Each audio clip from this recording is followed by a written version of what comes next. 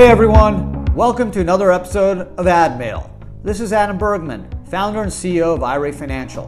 I'm here to help you find the answers to the most frequently asked questions from my clients about self-directed retirement accounts. If you want to learn more, you can subscribe to our YouTube channel and follow us on social media. Just search IRA Financial. Hey everybody, Adam Bergman here, tax attorney and founder of IRA Financial, and welcome to another episode of AdMail. Today's episode, Prohibited transaction number 6. So I will be reviewing 3 questions involving the prohibited transaction rules under section 408 and 4975. I encourage everyone who have more interest in learning about prohibited transactions to check out the 5 previous AdMail podcasts on prohibited transactions. But what I'll do for you is you don't have to, if you don't want to, is I will give you a brief summary of the IRS prohibited transaction rules. So in 1974, when IRAs were created, the IRS and Congress did not distinguish between IRAs that invested in traditional assets like stocks and IRAs that invested in alts like real estate. They simply have 3 categories of investments that are deemed not permitted to be made with an IRA. 2 are found under section 408M and 1 under 4975. The 2 under 408M are collectibles like art and life insurance. 4975, which is the broadest scope of prohibited transaction matters. Certainly, for most investors, the rules that make the most impact on our daily investment lives, and really the core of today's podcast. So essentially, 4975 says this: retirement account like an IRA cannot engage in any transaction with a disqualified person that in any way directly or indirectly personally benefits that disqualified person. So a disqualified person is a parent, child, spouse, daughter-in-law, son-in-law, of course, the IRA owner, him or herself, and any entity 50% or more controlled by such persons. So you can't buy a house and live in it, right? Your IRA can lend money to your mom. Your IRA can invest in your son's business if he owns 50% or more.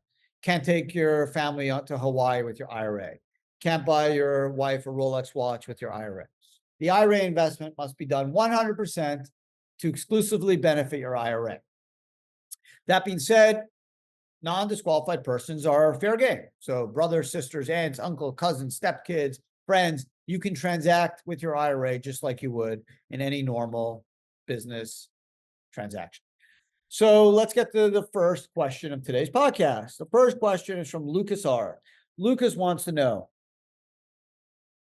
I have an opportunity to serve on the board of a company and have a chance to acquire warrants for a low price.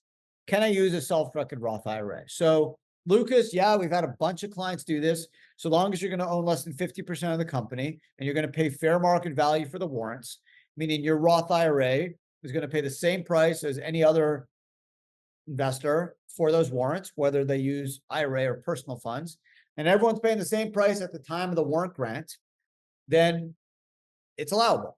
Now, what a warrant is a warrant gives you the right on potentially a sale or some event to acquire and have greater interest in the business. So warrants are super valuable. They're a great tool to be used to incentivize investors and board members, to align, and on a future sale of the business, that warrant obviously would have some intrinsic value. And generally you get the warrants for very, very low value. So the idea is, hey, can I use a Roth IRA to pay maybe a penny a warrant or whatever that warrant price is? Because at the current value, the warrant has no value, right? So for example, I get a warrant at a $50 million valuation, but the warrant only has value if the company sold above 50 million. So once I get the warrant on the date of grant, it's worthless, not in the money. It has 0 value. So maybe you assign a dollar value, a warrant, or a penny. But if you liquidate the company on that day, my warrant is worthless because the company is not worth more than the 50 million. But if the company goes to 100 million, I can get an X% of that 50 million gain, depending on how many warrants I have. So the warrants do have a lot of value, and being able to shelter them in the Roth is a very interesting tax play. A lot of folks tried to do. And IRA Financial is one of the few companies that have the expertise and the pedigree to help investors do that. Second question is from Mary L. Mary wants to know, I'm going to buy a house in my self-directed IRA. I know my son can't be the realtor, good job, but can I use the agency as a broker, or his agency? And the answer is yeah, as long as your son isn't going to get any commission or indirect benefit, meaning a bonus or a nicer desk, or really it's going to not help him out anyway. You're just using Remax, and he works at Remax, but you're going to use another broker as your listing agent, but you're still using the same agency. Yeah, I don't see why that won't work. Should not be a problem. Again, as long as your son does not directly or indirectly personally benefit from the IRA investment, I don't see any issue with it. So I think you're good to go, Mary. Third and final question of today's podcast from Danielle D. Danielle wants to know, I've read a bunch of blogs online that I cannot hold my Bitcoin keys in a hard wallet in my possession. What is your position on this? So very good question. There is, everything kind of changed in 2021 because of a case involving keys. So, well, I should say involving metals. Okay, so there was a 2021 case that involved a couple that owned a gold. They owned coins, gold in a checkbook control self-directed IRA. And what they did is they held the coins in their personal possession. Okay, they held them in a safe in their home. And they basically said, I can do it, right? I am holding the gold through a checkbook control self-directed IRA. I'm the manager of the LLC. Why shouldn't I be able to do this, right? I don't see why I can't do this. Okay, so the case basically said the tax court disagreed and said, no, you cannot have unfettered control or command over those assets. Okay, so you can't just hold the metals in your personal possession because the metals must be held in the physical possession of a trustee. Now, and the name of the case is McNulty v. Commissioner, is a 2021 case. Not surprising, right? Because the McNultys, they screwed up. 408M is clear that you cannot hold the metals in your personal possession.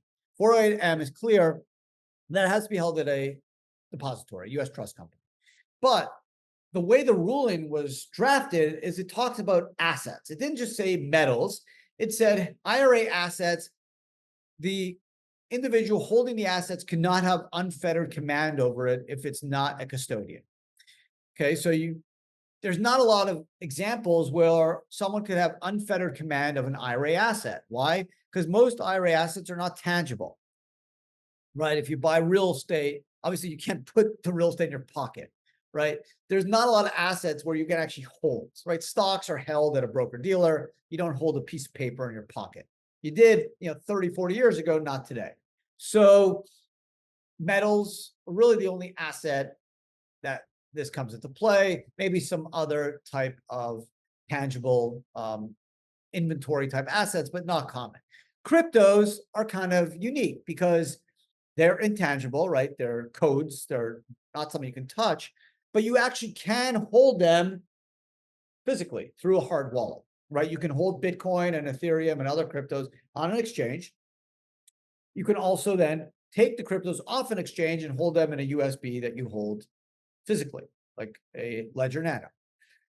Before McNulty, a lot of people said, okay, I think I can do that. Why? Because blockchain, the IRS can see where the cryptos are through blockchain, so they can see I'm not transacting with them or doing anything I shouldn't be doing. They're here, my Ledger Nano, I'm good to go. Once the McNulty case came out in 2021, the case was super clear that you cannot have unfettered command over an IRA asset, right? The custodian needs to have some control over it. So that threw in the idea of holding Bitcoin or Ethereum or cryptos in a cold wallet in your personal possession. That case basically, spilled hot coffee all over that, kind of burned everyone and said, hey, what do we want to do?